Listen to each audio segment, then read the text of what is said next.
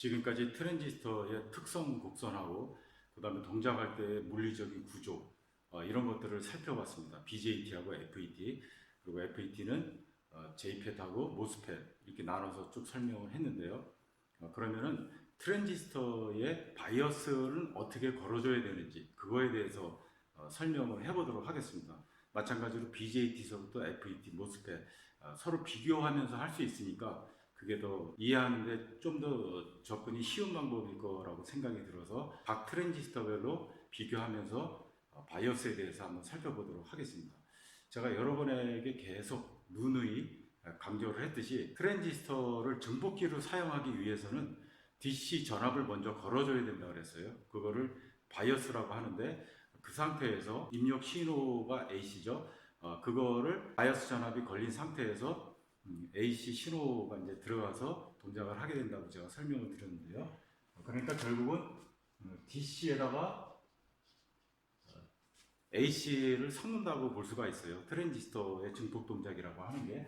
그러면 DC 전압을 걸어준다고 하는 것은 바이어스를 걸어준다고 그렇게 얘기를 했어요.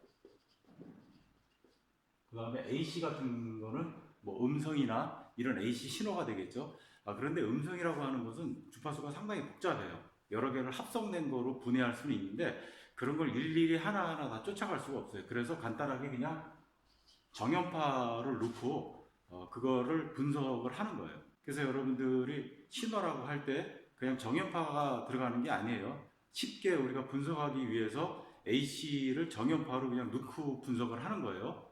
그래서 트랜지스터는 크게 나누면은 DC를 분석하는 거하고 AC를 분석하는 거로 크게 나눠져요. DC를 대신호라고 얘기를 해줘요. 라지 시그널. 물론 하이펀을 찍어서 라지 시그널이라고 해줘요. 라지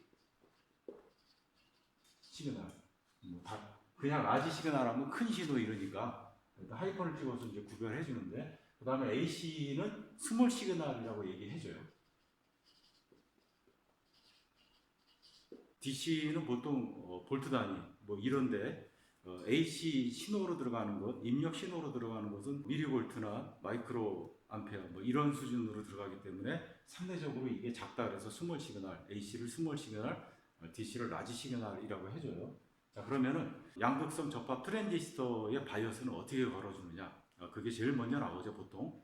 그래서 거기에 대해서 한번 생각해 보도록 하겠습니다. 이 그래프는 BJT의 IC하고 VC 특성 곡선이죠. 그래서 여기서 우리가 DC를 걸어준 상태에서 AC를 넣어야 된다라고 하는 것을 확인할 수가 있어요. 예를 들어서 우리가 DC 바이어스를 안 걸었을 때, 안 걸고 그냥 우리가 증폭 동작을 한다고 했을 때 어떤 문제가 있는지 잠깐 살펴볼 필요가 있어요. 그래서 DC를 걸어준 상태에서 AC를 넣는 게 증폭 동작을 위해서는 맞는 거구나 이런 걸 우리가 확인할 수 있거든요. 예를 들어서 우리가 트랜지스터가 이렇게 있을 때 다른 주변 회로는 일단 빼고요. 우리가 이렇게 AC 시그널이 이렇게 들어온다 이거죠. 제로 크로싱으로. 제로 볼트를 기준으로 AC가 들어온다고 했을 때 그러면은 전류로 따지면은 들어가는 것, 그 다음에 마이너스 전압이 들어올 때는 바깥쪽으로 나가고 이런 식으로 되겠죠. 0볼트가 들어갈 때는 전류가 흐르지 않는 거죠. 그 다음에 마이너스 전압이 될 때는 전류가 반대쪽으로 흐르는 거기 때문에 마이너스 전류라고 우리가 생각해 보자 이거죠. 그러면은 이런 신호를 만약에 전류를 한다면은 좀 우리가 극단적으로 생각해서 이렇게 된다고 우리가 생각해 보자 이거죠. 이거를 온전하게 증폭을 해야 되는데 여기서는 잘려버려요. 여기 컷업 영역이 여기부터죠. 컷업 영역이 그러면 이 부분은 잘려버려요. 그리고 요거만 증폭이 되는 거예요. 그러면은 온전한 신호가 증폭이 되지를 않는 거예요. 그래서 바이어스 전압을 걸어주게 되는데 DC 전압을 걸어주게 되는데 그냥 AC를 그냥 집어넣는 게 아니고 예를 들어서 DC 전압을 뭐 이런 식으로 잡아줬다. 이게 DC 전압인데 그러면 이 신호가 예를 들어서 뭐 이런 식으로 스윙한다 이거죠. 그러면 이게 온전하게 증폭이 되는 거예요. 요걸 중심으로 동작한다고 생각하기 때문에 Q 포인트라고 얘기를 해줘요. Q 포인트라고 해주는데 여러분들이 Q 포인트 할 때 이거 Q는 콰이선트의 앞글자, 첫머리 글자를 따서 Q 포인트라고 정해주는 거예요. 이게 콰이선트라고 하는 것이 조용한 뭐 이런 뜻이거든요. DC 전압을 걸어주는 게 뭐 조용한 거 같고 무슨 상관이냐 이렇게 생각이 들 수 있는데, 그거는 AC를 우리가 시간에 따라서 변하는 시그널이라고 할 때 그거는 좀 요란스럽다고 우리가 생각해 보자 이거죠. DC 전압을 걸어주는 것은 시간에 따라 변하지가 않아요. 그래서 조용하다고 우리가 개념적으로 생각할 수 있는 거예요. 그리고 이걸 우리나라 말로 하면 동작점이에요. 동작점. 동작이 되는 기본적인 베이스 라인이다, 베이스 선이다, 베이스 레벨이다, 우리가 그렇게 생각할 수 있는 거예요. 그래서 이거를 중심으로 해서 입력 AC 신호가 들어왔을 때 이거는 동작의 기준선이 되는 거예요. 그래서 동작점이 되는 거예요. 영어로는 큐포인트. 그래서 트랜지스터가 동작하기 위해서는 AC 시그널이 들어가기 전에 DC 전압을 먼저 걸어줘야 된다고 하는 것, 트랜지스터에 바이오스 전압을 걸어준다고 해요. 바이오스 전압을 어떻게 걸어줘야 되느냐, 우리가 이제 거기서부터 시작을 하는 거예요. 큐포인트라고 하는 게 여기도 잡을 수가 있어요. 트랜지스터의 동작점이 꼭 여기다, 우리가 그렇게 고집할 필요는 없어요. 증폭기가 A급, B급, AB급, 뭐 C급, D급 이런 것들이 있는데 그거는 동작 포인트가 달라요. 여기 있는 것도 있을 수 있고 여기 있는 것도 있을 수 있어요. 그래서 동작 포인트가 꼭 여기다라고 여러분들이 꼭 고집할 필요는 없고요. 그래서 뭐 이런 거 같은 경우는 우리가 한쪽만 플러스 반파만 끄집어내겠다, 그렇게 동작시키고 싶다 그러면 포인트를, 큐 포인트를 여기다 잡을 수도 있는 거예요. 그건 여러분들이 사용 목적에 따라 이제 다른 거니까. 양극형 접합 트랜지스터의 바이오스는 어떻게 걸어주느냐, 우리가 거기서부터 한번 생각을 해보도록 하겠습니다. BJT NPN 트랜지스터를 한번 생각해 보도록 하자고요. 이게 컬렉터 베이스 에미터죠. 공통 에미터 증폭기를 우리가 생각해 보자고요. 공통 에미터 증폭기는 여기를 접지를 시키는 거예요. 자, 그럼 베이스에 전류가 들어가야 되겠죠. 전압이 걸리고 또는 전류가 들어와야 되겠죠. 그러면은 여기다가 전압을 거는데, VCC 전압을 걸었는데 VC라고 하는 것은 컬렉터에 연결됐다고 해서 VC라고 한 거예요. 거기다가 다른 거하고 헷갈리지 않도록 하나를 더 붙여서 그냥 VCC라고 정한 거고요. 그런 사소한 것들은 여러분들이 좀 알아둘 필요가 있죠. 왜 VCC냐 이름을, 그렇게 생각할 수 있기 때문에 제가 설명을 드린 거고요. 그러면 여기다가 바로 베이스 전압을 VCC에서 그대로 갖고 와서 연결을 시키면은 좀 곤란하겠죠. 연결을 시키면은 턴온이 돼요. 턴온이 되는데 여기는 0.7V 이상 전압차가 나지 않기 때문에 이거는 이제 문제가 되죠. 그래서 여기에 저항을 달아줘야 되겠죠. 여기 저항에 전압이 걸린 다음에 여기 턴온이 되면 0.7V니까 그래서 저항을 하나 달아주는 게 맞죠. 그러면은 컬렉터 전류가 흐르죠. 컬렉터 전류가 흐르는데 부하가 없잖아요. 이 상태에서는 부하가 없기 때문에 부하를 달아줘요. 어디다 달아주냐면은 공통 에미터니까 컬렉터에다 달아줘요. 이렇게. 그리고 출력을 이렇게 빼겠죠. 입력과 출력을 뺀 나머지가 공통 뭐뭐뭐뭐 그랬으니까 입력이 베이스고 출력이 컬렉터죠. 에미터가 공통이 되는 거예요. 그래서 공통 에미터 증폭기가 되는 거예요. 이런 형태가. 자, 그럼 여기는 AC가 들어오는데 입력 쪽에서 들어오는 게 DC 플러스 AC가 될 수 있잖아요. 그래서 여기는 DC가 이미 걸려 있기 때문에 입력 신호에 DC가 실려서 들어오면은 여기 DC하고 입력으로 들어온 DC하고 합해져 가지고 이게 더 큰 DC가 증폭이 되기 때문에 포화가 될 수 있거든요. 그렇기 때문에 차단을 시켜줘요. DC는 차단시키고 AC만 넘어가게. 그래서 신호가 들어올 때 DC를 차단해줘요. 마찬가지로 이 증폭기 다음에 증폭된 신호가 넘어갈 때 DC 플러스 AC가 되잖아요. 그러면 다음 단으로 넘어갈 때 DC는 차단시키기 위해서 그래서 DC 차단 캐패시터를 달아줘요. 입력 쪽과 출력 쪽에 공이. 그러면 우리가 이렇게 바이어스를 걸 수가 있어요. 처음에 생각할 수 있는 바이어스 거는 방법일 수가 있어요. 이렇게 걸어주는 게. 그러면 이게 완전한 바이어스를 걸어주는 방법이냐? 그건 아니에요. 좀 더 개선된 상태를 우리가 확인하고자 하는 거예요. 그러면은 개선되지 않은 상태에 바이어스를 건 증폭기는 어떤 문제가 있는지 그걸 알아야 그 다음 바이어스를 걸 때에 그 문제가 해결됐구나라고 알 수 있잖아요. 그래서 일단 첫 번째로 이게 우리가 생각할 수 있는 바이어스 전압이다 생각해보자 이거죠. 이거를 사람들이 이제 이름을 붙였는데 이거를 픽스드 바이어스라고 이름을 줬어요. 픽스드 바이어스. 이거는 우리나라 말로 하면 고정 바이어스. 이거를 고정 바이어스라고 하기도 하고 또는 베이스 바이어스 구조라고 얘기도 해줘요. 보통 우리가 픽스드 바이어스 이렇게 얘기를 해주고요. 자, 그러면 이걸 어떻게 이제 DC적으로 해석하느냐? 그거는 뭐 어렵지가 않아요. BJT라고 하는 것은 전류를 컨트롤하는 소자이기 때문에 우리가 베이스 전류가 얼마인지를 구하는 게 이제 중요해요.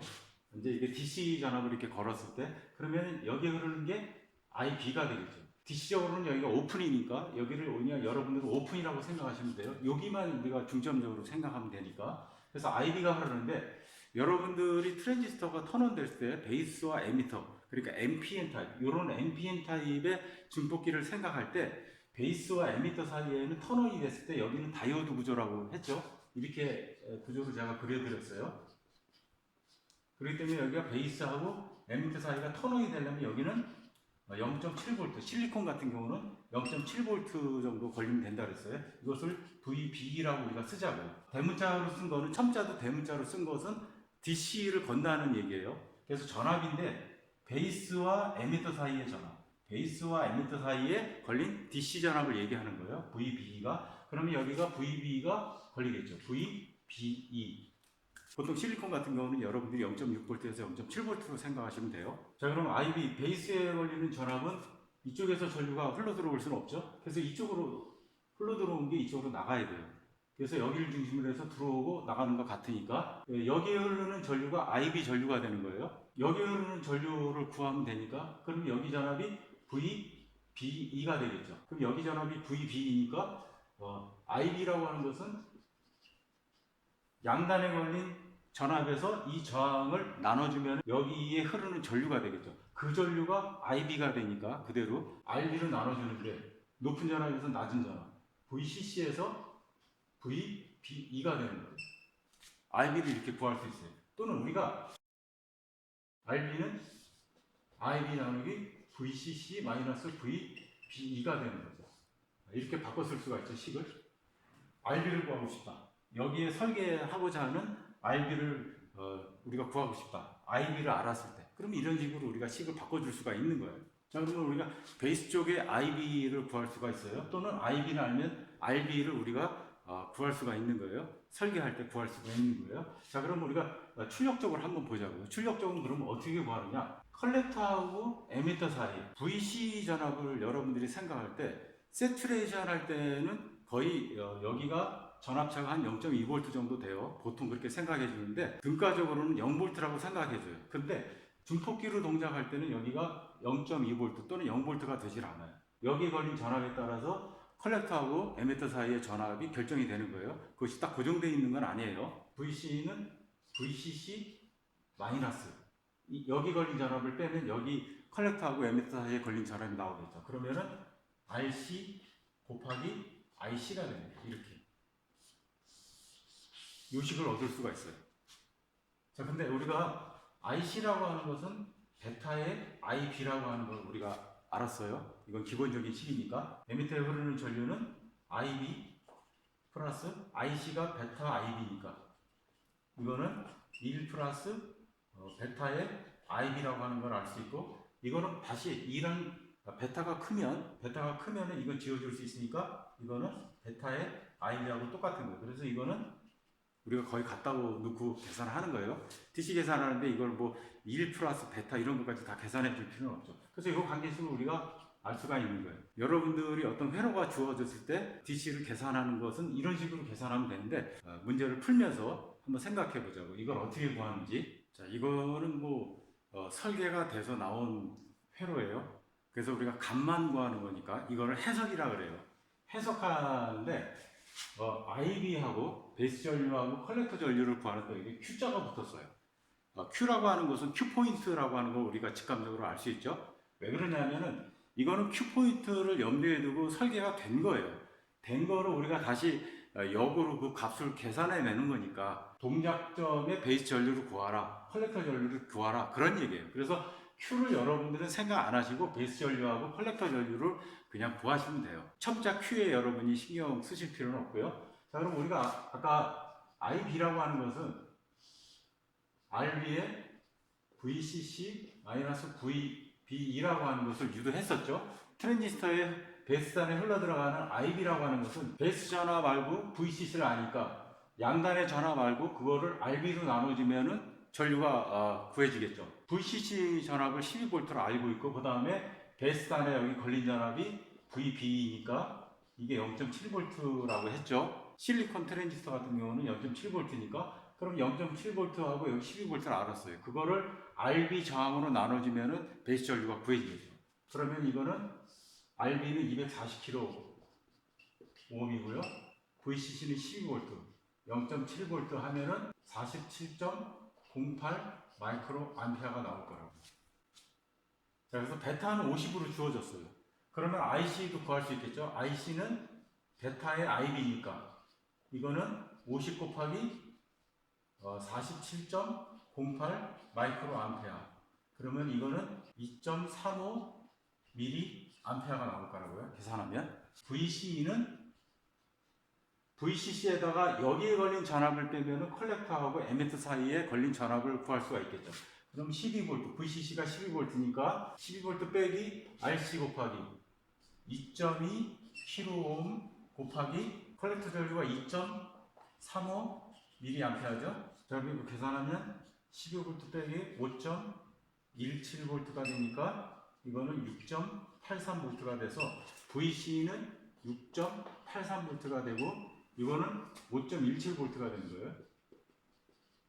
베이스에 걸린 전압, 여기 걸린 전압은 에미터에 어떤 회로가 없죠. 저항이 없으니까 그대로 여기 VB 전압 0.7V니까 베이스에 걸린 전압은 0.7V가 되는 거예요. 여긴 0.7V. 그 다음에 컬렉터에 걸린 전압은 그대로 VC 전압이 되겠죠. 그러면 6.83V가 되는 거예요. 여기 6.83V. 에미터에 어떤 저항이 없으니까.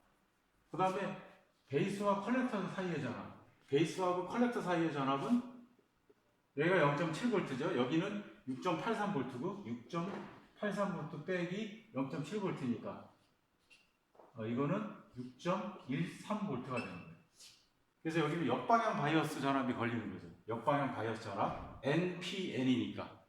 그래서 역방향 바이어스 전압이니까 6.13 이렇게 마이너스 기호를 써줘가지고 역방향 바이어스 전압이 걸렸다. 이렇게 우리가 표현할 수 있는 거예요. 그래서 이렇게 계산을 했는데 다음 시간에는 IC, VCE 그 특성 곡선에서 동작점을 잡고 그리고 고정 바이어스 회로를 어떻게 설계할 것인가, 그 다음에 동작점하고 그 다음에 부하선 이런 거에 대해서 한번 생각해 보도록 하겠습니다.